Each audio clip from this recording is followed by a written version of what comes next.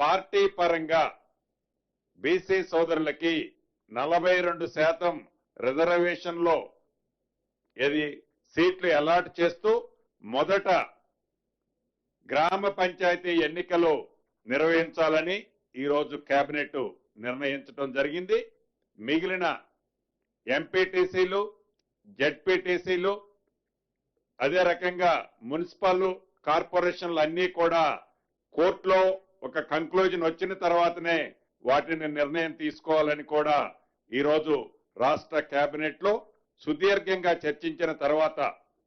రాష్ట్రానికి కేంద్రం నుంచి రావాల్సిన సుమారు 3,000 కోట్లు గడిచిన 2 సంవత్సరాల నుంచి ఏవైతే ఉన్నాయో అవి కూడా యాజ్ పర్ నామ్స్ ప్రకారం మార్చితో ల్యాబ్స్ అయిపోతున్న కారణంగా రాష్ట్రానికి రావాల్సిన 3,000 కోట్లు ల్యాబ్స్ చేసుకోవటం ఇష్టం లేక